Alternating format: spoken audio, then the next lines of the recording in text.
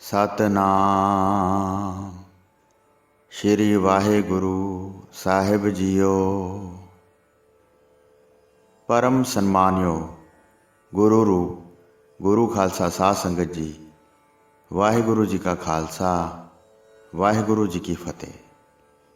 चल रहे लड़ीवार प्रसंग धन धन श्री गुरु गोबिंद सिंह साहब जी महाराज जी दे अध्याय 49 विच अज आपां राय कल्ले दा प्रसंग सरवण करांगे। आओ बड़े प्रेम नाल यह प्रसंग सरवण करिए। सतगुरु जी कई को लंघ के अगे चले गए। रायकोट जगरावा नगर का राजा बहुत अकलमंद आदमी सी। उसका जन्म तुरकां दे घर होया सी, पर उसने हिंदू धर्म धारण किया सी। दया धर्म अते पुन विच उसकी आत्मा अते मन भिजा होया सी। सतगुरु जी दे सारे भेद सुन के उसके मन विच उन्हां दी सेवा करन दी उमंग पैदा हुई सी। 300 बंदियां दी सैना लैके गुरु जी के दर्शनां की चाहत लैके चल पिया। अगे जाके सतगुरु जी नूं वेख के मिलिया। अंतरजामी सतगुरु जी नीले वस्त्र पहन के पलंग उत्ते बैठे सन। वह दूरों ही घोड़ा छड्ड के पैदल चल के आया अते हथ जोड़ के सामने गया ते बहुत सिर निवाया। कवलां वर्गे गुरु जी के चरण सुख का घर हन। उन्हां नूं उसने अपने दोहां हत्थां नाल परसिया। फिर उसने अपने मुखड़े नैणा अते मत्थे उत्ते दोवां हत्थां नूं फेरिया अते कहा, हे नाथ जी, आप जी दे नाल तुरकां दे युद्ध की गाथा बड़ी नामुनासिब है। भाव तुरकां नूं आप जी नाल लड़ना नहीं सी चाहीदा। आप जी साहिब करामात हो ते सब प्रकार सर्व समर्थ हो। जो भी चाहो एक छिण विच बना सकते हो ते छिण विच ही उस नूं ढा सकते हो। इस जगत विच कलयुग की लीला करके विखाउंदे हो। खुशी गमी तुहानूं कुछ भी एक तिल मात्र भी व्यापदी नहीं है। तुर्क बादशाह साडे लोकां उपर जबरदस्ती करदा है। तुहाडे नाल ईरखा रच के उसने साडे सब नाल बुरा कीता है। यह सुन के सतगुरु जी ने मुख तों कहा, इस प्रकार की होनी कोट उपा करन ते भी मिटदी नहीं है।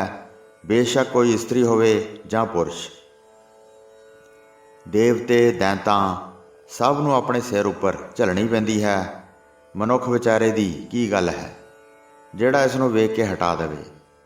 फिर अपने मुख तों कहा, हे कल्ला राओ, सुनो, घोड़े उपर सवार हो जाओ, कुछ अगे चलीए।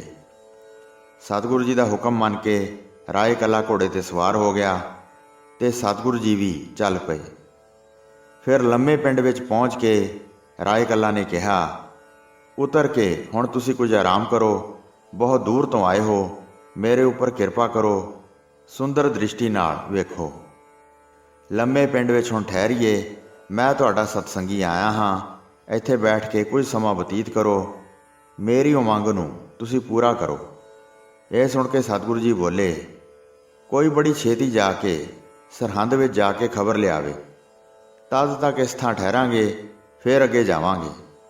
माता गुजरी जी उधर नूं गए हैं, पर उन्हां बारे कुछ भी पता नहीं लगा कि इस समय किस हालत विच हन। फिर राय कल्ला ने कहा, हे सतगुरु जी, यह पैंडा 10 जोजन जानो सरहंदा नगर इस स्थान तो इन्नी दूर है। मैं सब कुछ बयान करता हाँ। घोड़सवार का उधर जाना बनता नहीं है। वेख के तुरक पछाण लैणगे। एक वागी चरवाहा साढ़े पास रहिंदा है, उसनूं इधर भेजते हाँ। हुक्म करो उसनूं भेजीए। 10 जोजन पैंडा करे। 2 दिनां विच इन्ना चल के जावेगा, फिर आके सारी खबर सुना देवेगा। उसनूं भेजो, गुरु जी ने कहा। वो छेती छेती जावे, उस नगर विचों सारी खबर लैके फिर इस थां पहुँच जावे। इस प्रकार कह के सतगुरु जी पलंग तो उतर आए।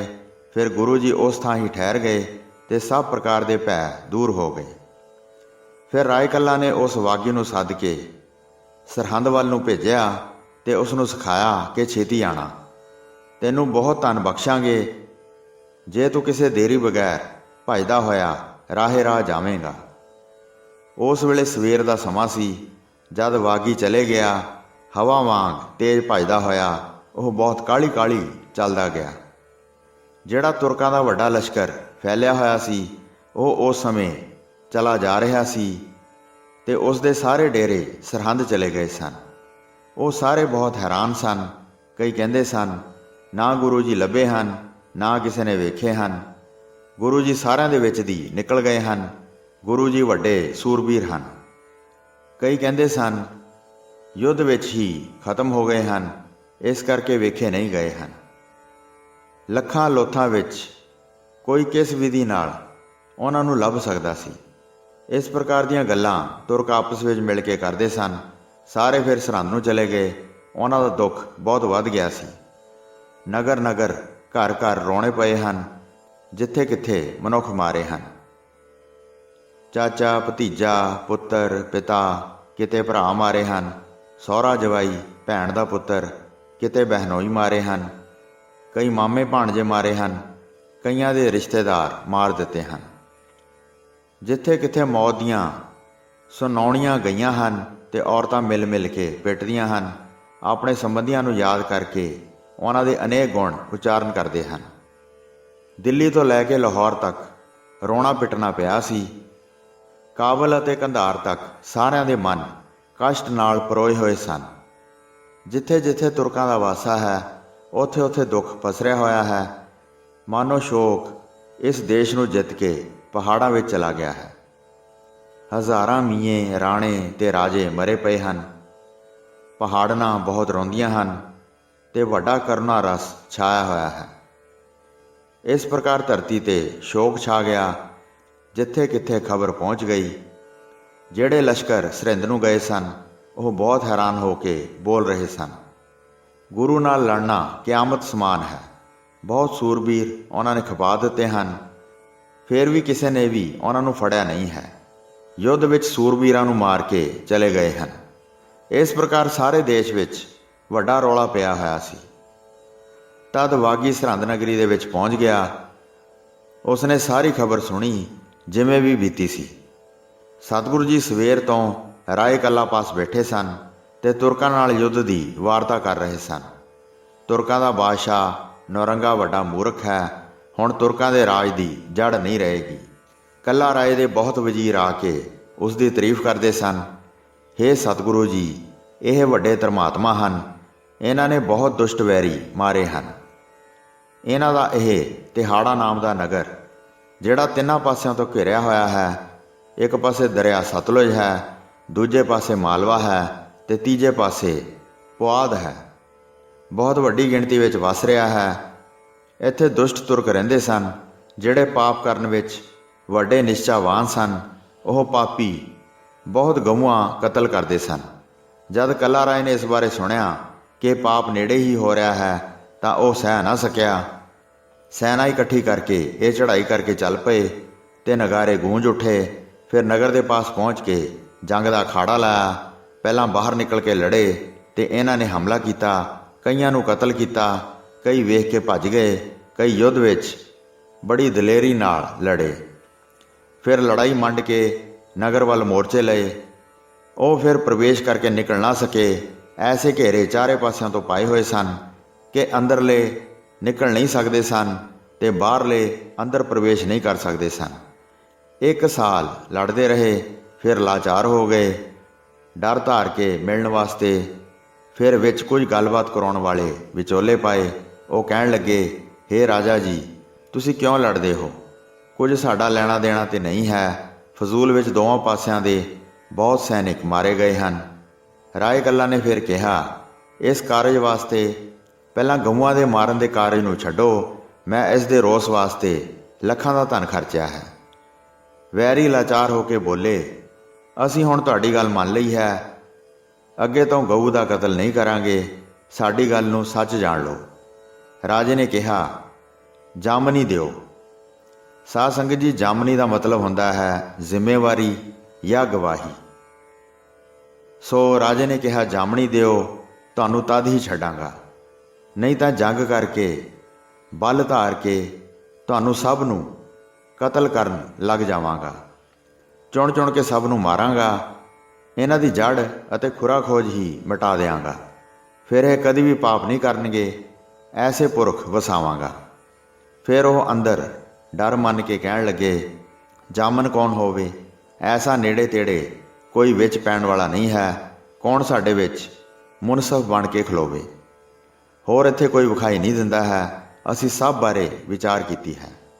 ਇੱਕ ਸਤਲੁਜ ਦਰਿਆ ਹੈ ਜਿਹੜਾ ਸਾਡੇ ਵਿੱਚ ਆਉਂਦਾ ਹੈ। ਚਲੋ, ਜੇ ਉਸ ਦੀ ਜਾਮਨੀ ਲੈਣਾ ਚਾਹੁੰਦੇ ਹੋ ਤਾਂ ਉਸ ਦੇ ਕਿਨਾਰੇ ਚੱਲੋ। ਅਸੀਂ ਕਾਗਜ਼ ਲਿਖ ਕੇ ਦੇਵਾਂਗੇ ਤੇ ਫਿਰ ਉਸ ਨੂੰ ਦਰਿਆ ਦੇ ਪਾਣੀ ਨਾਲ ਚੁਹਾਵਾਂਗੇ। ਜਿਵੇਂ ਦੁਸ਼ਟਾਂ ਨੇ ਵਾਰਤਾ ਕੀਤੀ ਸੀ, ਰਾਏ ਕੱਲੇ ਨੇ ਉਸ ਪ੍ਰਕਾਰ ਹੀ ਮੰਨ ਲਈ। ਦਰਿਆ ਸਤਲੁਜ ਉਸ ਸਥਾਨ ਤੋਂ 7 ਕੋਹ ਦੀ ਦੂਰੀ 'ਤੇ ਸੀ। ਉਸ ਸਥਾਨ 'ਤੇ ਪਹੁੰਚ ਗਏ। ਫਿਰ ਦੋਵਾਂ ਪਾਸਿਆਂ ਨੇ ਬੈਠ ਕੇ ਪੂਜਾ ਕੀਤੀ। ਫਿਰ ਉਹਨਾਂ ਨੇ ਉਸ ਪ੍ਰਕਾਰ ਦਰਿਆ ਦੀ ਜਾਮਨੀ ਲਿਖੀ ਜਿਵੇਂ ਵਿਧੀ ਨਾਲ ਵਿਚਾਰੀ ਸੀ। ਜੇ ਅਸੀਂ ਗਾਵਾਂ ਦਾ ਕਤਲ ਕਰਾਂਗੇ ਤਾਂ ਦਰਿਆ ਸਾਨੂੰ ਦੰਡ ਦੇਵੇ। ਇਸ ਪ੍ਰਕਾਰ ਲਿਖਵਾ ਕੇ ਰਾਜਾ ਫਿਰ ਪ੍ਰਸੰਨ ਹੋ ਗਿਆ। ਉਸ ਕਾਗਜ਼ ਨੂੰ ਲੈ ਕੇ ਆਪਣੇ ਘਰ ਆ ਗਿਆ ਤੇ ਫਿਰ ਘਰ ਵਿੱਚ ਰਹਿਣ ਲੱਗਾ ਤੇ ਹਾੜਾ ਨਗਰ ਵਿੱਚ ਚੰਗੀ ਤਰ੍ਹਾਂ ਵਸਦਾ ਸੀ ਤੇ ਚਾਰੇ ਵਰਨ ਆਰਾਮ ਨਾਲ ਰਹਿੰਦੇ ਸਨ। ਹੇ ਪ੍ਰਭੂ ਸਤਿਗੁਰੂ ਜੀ, ਜਦ 1 ਸਾਲ ਬੀਤ ਗਿਆ, ਫਿਰ ਇੱਕ ਗਾਂ ਨੂੰ ਕਤਲ ਕਰਕੇ ਵੱਡਾ ਪਾਪ ਕਮਾਇਆ। ਜਦ ਰਾਜੇ ਨੇ ਇਹ ਵਾਰਤਾ ਸੁਣੀ ਤਾਂ ਦਰਿਆ ਦੀ ਆਰਾਧਨਾ ਕੀਤੀ। ਤੁਸੀਂ ਇਸ ਗੱਲ ਦਾ ਜਾਮਨ ਹੋ ਤੇ ਇਹ ਦੁਸ਼ਟ ਸਾਧਿਆ ਨਹੀਂ ਗਿਆ ਹੈ। ਆਪਣੀ ਜਾਮਨੀ ਦਾ ਨਿਰਵਾਹ ਕਰੋ ਤੇ ਇਸ ਦੁਸ਼ਟ ਨੂੰ ਵੱਡਾ ਦੰਡ ਦਿਓ। ਉਸ ਦਿਨ ਜਦ ਰਾਤ ਆ ਪਈ, ਇਸ ਪ੍ਰਕਾਰ ਕਹਿੰਦੇ ਹਨ, 7 ਕੋਹ ਦੀ ਵਾਟ 'ਤੇ ਸਤਲੁਜ ਸੀ। ਉਹ ਆਪਣਾ ਕਿਨਾਰਾ ਢਾਉਣ ਲੱਗਾ। ਉਹ ਉਸ ਦੁਸ਼ਟ ਦੇ ਨਗਰ ਤੱਕ ਪਹੁੰਚਿਆ ਤੇ ਸਾਰੇ ਇਸਤਰੀ ਪੁਰਸ਼ ਜਾਗ ਪਏ। ਬਣੇ ਹੋਏ ਘਰ ਡਿੱਗਣ ਲੱਗੇ। ਜਲ ਡੇਗ ਕੇ ਢਾਹ ਦਿੰਦਾ ਸੀ। ਕਈ ਇਸਤਰੀ ਪੁਰਸ਼ ਦਰਿਆ ਵਿੱਚ ਬਹਿ ਗਏ ਤੇ ਵੱਡਾ ਰੌਲਾ ਮਚ ਗਿਆ। ਇਹ ਅਚਾਨਕ ਪਾਣੀ ਕਿੱਥੋਂ ਆ ਗਿਆ ਸੀ, ਕੁਝ ਜਾਣਿਆ ਨਹੀਂ ਸੀ ਜਾਂਦਾ। ਘਰਾਂ ਆਦੀਆਂ ਸਾਰੀਆਂ ਨਾਨਾ ਪ੍ਰਕਾਰ ਦੀਆਂ ਵਸਤਾਂ ਪਾਣੀ ਵਿੱਚ ਬਹਿ ਗਈਆਂ। ਹਨੇਰੀ ਰਾਤ ਵਿੱਚ ਇਸਤਰੀ ਪੁਰਸ਼ ਉਤਾਵਲੇ ਹੋ ਕੇ ਭੱਜਣ ਲੱਗੇ। ਇਹ ਨਹੀਂ ਵੇਖਦੇ ਸਨ ਕਿ ਪਾਣੀ ਵਿੱਚ ਡਿੱਗਿਆ ਜਲ ਸਭ ਨੂੰ ਬਹਾ ਕੇ ਲੈ ਗਿਆ ਸੀ। ਦਰਿਆ ਨੇ ਸਾਰਾ ਸ਼ਹਿਰ, ਘਰ ਘਰ, ਵਲਗਣਾ ਤੱਕ ਨਾਸ਼ ਕਰ ਦਿੱਤੇ। ਕਈ ਭੱਜ ਕੇ ਬਚੇ, ਕਈ ਜਲ ਦੇ ਪ੍ਰਵਾਹ ਵਿੱਚ ਹੀ ਵਹਿ ਕੇ ਮਾਰੇ ਗਏ। ਜਿਹੜਾ ਕੋਹਾਂ ਤੱਕ ਵਸਦੇ ਸਨ, ਸਾਰਿਆਂ ਨੂੰ ਜਲ ਰੋੜ ਕੇ ਲੈ ਗਿਆ। ਜਿਸ ਪ੍ਰਕਾਰ ਸਤਲੁਜ ਦਰਿਆ ਨੇ ਰਾਤ ਦੇ ਹਨੇਰੇ ਵਿੱਚ ਰਾਜੇ ਦੀ ਬੇਨਤੀ ਪ੍ਰਵਾਨ ਕੀਤੀ, ਹੇ ਸਤਿਗੁਰੂ ਜੀ, ਤੁਹਾਡੀ ਕਿਰਪਾ ਨਾਲ ਇਸ ਪ੍ਰਕਾਰ ਰਾਏ ਕੱਲਾ ਹੈ, ਸਦਾ ਤੁਹਾਡਾ ਸਤਸੰਗ ਕਰਦਾ ਹੈ ਤੇ ਵੱਡੇ ਪੁੰਨ ਦੇ ਕਰਮ ਕਰਦਾ ਹੈ। ਇਹ ਸੁਣ ਕੇ ਸਤਿਗੁਰੂ ਜੀ ਨੇ ਕਿਹਾ, ਚੰਗੀ ਪਦਵੀ ਪਾਈ ਹੈ। ਜਿਹੜੇ ਚੰਗੇ ਮਾਰਗ ਅਪਣਾਉਂਦੇ ਹਨ, ਉਹਨਾਂ ਨੂੰ ਪਰਲੋਕ ਵਿੱਚ ਸਜ਼ਾਵਾਂ ਨਹੀਂ ਮਿਲਦੀਆਂ ਹਨ। ਤੁਹਾਡੇ ਕਾਰਜ 'ਤੇ ਸ਼ਾਬਾਸ਼ ਸ਼ਾਬਾਸ਼। ਸਤਲੁਜ ਦਰਿਆ ਨੇ ਵੀ ਤੁਹਾਡਾ ਹੁਕਮ ਮੰਨਿਆ ਹੈ। ਇਹ ਸੁਣ ਕੇ ਫਿਰ ਰਾਏ ਕੱਲੇ ਨੇ ਗੁਰੂ ਜੀ ਨੂੰ ਵੰਦਨਾ ਕੀਤੀ। ਵਾਗੀ ਨੂਰੇ ਦੇ ਜਾਣ ਪਿੱਛੋਂ ਗੁਰੂ ਜੀ ਬੈਠੇ ਸਨ ਤੇ ਗੱਲਾਂ ਕਰ ਕਰਕੇ ਦੱਸ ਰਹੇ ਸਨ। ਜਦ ਦੁਪਹਿਰ ਹੋ ਗਈ ਤਾਂ ਗੁਰੂ ਜੀ ਪਲੰਗ 'ਤੇ ਬੈਠੇ ਸ਼ੋਭ ਰਹੇ ਸਨ। ਨਜ਼ਦੀਕ ਹੀ ਰਾਏ ਕੱਲਾ ਬੈਠਾ ਸੀ ਤੇ 300 ਸੂਰਬੀਰ ਉਸ ਦੇ ਪਾਸ ਬੈਠੇ ਸਨ। ਹੋਰ ਸੈਂਕੜੇ ਲੋਕ ਬੈਠੇ ਸਨ ਜਿਹੜੇ ਸਤਿਗੁਰੂ ਜੀ ਦੇ ਦਰਸ਼ਨ ਕਰ ਰਹੇ ਸਨ। ਬਹੁਤ ਮਨੁੱਖਾਂ ਦੀ ਭੀੜ ਸੀ ਤੇ ਦੂਰ ਦੂਰ ਤੱਕ ਬੈਠੇ ਸਨ। ਸਾਰੇ ਸ਼ਰਧਾਲੂ ਆ ਕੇ ਵੰਦਨਾ ਕਰਦੇ ਸਨ ਤੇ ਗੁਰੂ ਜੀ ਦੇ ਸੁੰਦਰ ਸਰੂਪ ਨੂੰ ਵੇਖਦੇ ਸਨ। ਸੋ ਸਾਧ ਸੰਗਤ ਜੀ, ਇੱਥੇ 6ਵੀਂ ਰੁੱਤ ਦਾ 49ਵਾਂ ਅਧਿਆਇ ਸਮਾਪਤ ਹੁੰਦਾ ਹੈ ਜੀ। ਪ੍ਰਸੰਗ ਸੁਣਾਉਂਦੇ ਹੋਈਆਂ ਅਨੇਕ ਭੁੱਲਾਂ ਚੁੱਕਾਂ ਦੀ ਖਿਮਾ ਬਖਸ਼ਣੀ ਜੀ। ਦਾਸ ਨੂੰ ਆਗਿਆ ਦਿਓ। ਵਾਹਿਗੁਰੂ ਜੀ ਕਾ ਖਾਲਸਾ, ਵਾਹਿਗੁਰੂ ਜੀ ਕੀ ਫਤਿਹ।